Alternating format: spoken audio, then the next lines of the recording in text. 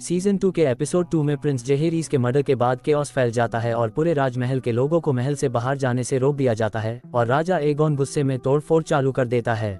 दूसरी ओर एमोन को उसके कमरे में ड्रैगन स्टोन का सिक्का मिलता है, जिससे उसे पता चलता है कि हत्यारे उसके लिए वहां आए थे। एगोन गुस्से में जल्दबाजी में अपनी स्मॉल काउंसिल को इकट्ठा करता है, जो रेनेरा से बदला लेना चाहता है। सर ओटो रेनेरा की इमेज को खराब करने के लिए एक पब्लिक फ्यूनरल का आइडिया देता है, जिसके कारण किंग्स लैंडिंग के लोग ये देख सकेंगे कि रेनेरा कितनी बेरहम है और थ्रोन के लिए वो कितना नीचे गिर सकती है। एगोन पहले तो इसके लिए मना करता है, पर काउंसिल के दबाव में आकर मान जाता है।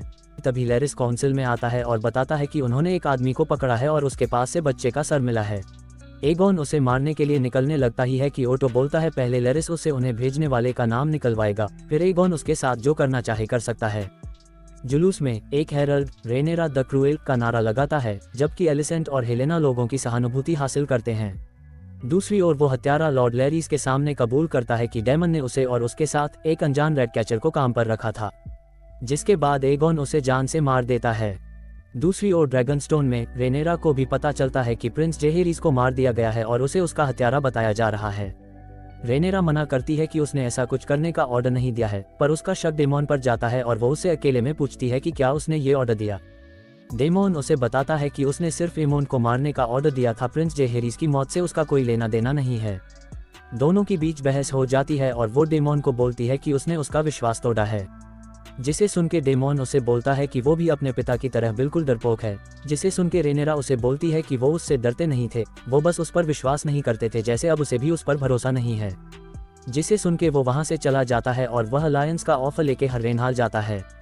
रेनेरा बेला को उसके ड्रैगन मून डांसर को लेके किंग्स लैंडिंग पर नजर रखने के लिए बोलती है। सर क्रिस्टन प्रिंस जेहेरीज की मौत को अपनी लापरवाही की गलती समझता है और गिल्ट में रहने लगता है।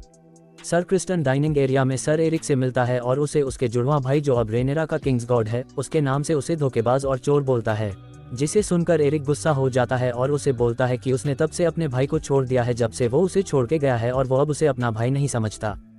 जिसे सुन के सर क्रिस्टन उसे उनके जुड़वां होने के फायदे के बारे में बताता है और आराम से ड्रैगन स्टोन में घुसकर रेनेरा को मारने का ऑर्डर देता है। मर्डर होने से बचने के बाद एमोन यूसेरीज की मौत पर पछतावा करते हुए एक ब्रॉथल में अपने मन की शांति की तलाश करता है, पर वो बोलता है कि डेमोन ने उन्हें उसे नींद में मारने के लिए भेजा था, क्योंकि शायद वो उससे डरने लगा है। दूसरी ओर यूह नाम का किंग्स लैंडिंग का एक ब्लैकस्मिथ, जो नाकाबंदी के कारण अपनी बीमार बेटी और परिवार के लिए खाना इकट्ठा करने में मुश्किलों से गुजर रहा है।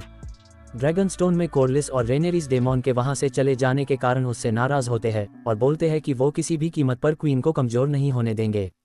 मैसरिया रेनेरा से मिलने आती है और अपनी उस आज़ादी की मांग करती है जो डेमोन उससे वादा करके वहां से चला गया था। रेनेरा को ये भी पता चलता है कि उसकी कोख में डेमोन का बच्चा है। रेनेरा उसे आज़ाद कर देती है और उसे ऑर्डर देती है कि वो मर जाए और अपने बच्चे को जन्म दे।